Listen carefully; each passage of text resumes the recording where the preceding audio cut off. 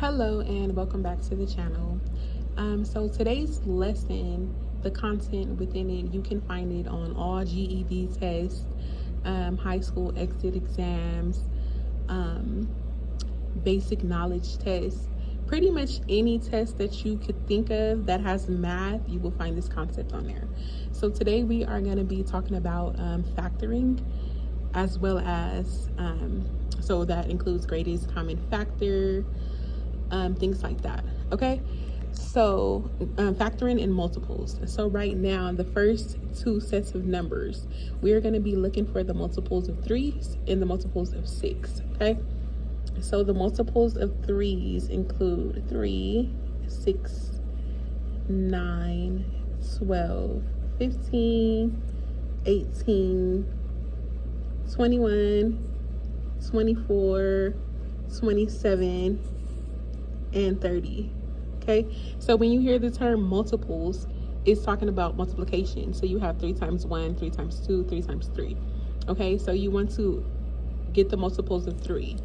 Moving on to 6. For 6, we have 6, 12, 18, 24, 30, 36, 42, 48, and 54. Okay, now if they ask you a question like what is the greatest or the either the least common multiple, so the smallest number that they both have in common, that's what they're asking you, or is usually the least common multiple. So what is the smallest number that 3 and 6 have in common? They both don't have a 3, but they both have a 6. So the least common multiple between 3 and 6 is 3. It's 6. Okay, so let's do that again for the numbers 2 and 10. Let's write the multiples for 2 and 10. So we have 2, 4, 6, 8, 10, 12, 14, 16, 18, and 20. For 10, we have 10, 20, 30, 40, 50, and 60. So again, if a test asks you what is the least common multiple between these two numbers, you were looking for the smallest number that they both have in common when you write out their factors. Okay, so for this one, the smallest number that they both have in common is a 10. So the least common multiple for 2 and 10 would be the number 10. Okay, so let's switch gears now.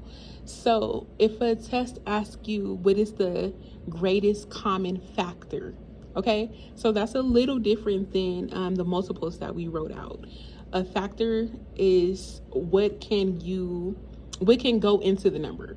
So multiples is what can come out of the number. Factoring is what can go into the number. Okay, so I'll show you what I mean. I like to write it like this. So we have 1 and 30, right? 2 can go into 30, but how many times? We have 2 and 15. 3 can go into 30 10 times. 4 cannot go into 30 evenly. 5 can go into there 6 times. Okay, when you get to numbers like 5 and 6, that's how you know you reach the end of your factoring. So for the number 30, the only numbers that can go into 30 evenly would be 1, 2, 3, 5, 6, 10, 15, and 30. Okay, let's do the same thing for 40. So we have 1 and 40. 2 goes in there 20 times. 3 does not go in there. 4 goes in there 10 times.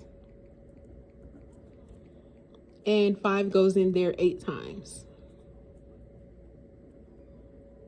Okay, now looking at these two sets of numbers, what is the greatest number that they both have in common? It would be the 10.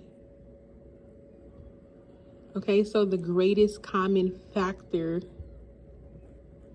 for these two numbers would be 10.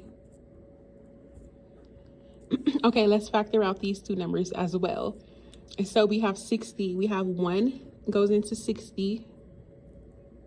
1 and 60. Then we have 2 and 30. Then we have 3 and 20. 5 and 12. And 6 and 10. These are the only numbers that can go inside of 60 evenly, okay? Let's factor out the 70. We have 1 and 70. 2 and 35. 5 and 14. And 7 and 10. Okay, now looking at these two sets of numbers, the greatest number that they both have in common is also that 10. Yeah, because they both don't have a 12. They both don't have a 20 or a 35. Yeah, so the greatest number would be a 10. Greatest common factor. That's funny. So I'll tell you guys a story, something about me and numbers. They go together real good. These were random numbers. These were a random set of numbers. It's funny how 3 out of the 4, the least common multiple and the greatest common factor, all equal to 10. I did not plan that. That was just a coincidence. But yeah, so you'll find this on tests when they ask you about the least common multiple. You're looking for what can come out of a number. When they're looking for the greatest common factor, they're asking what can go into those numbers. Okay, I hope this helps someone. See you on the next one.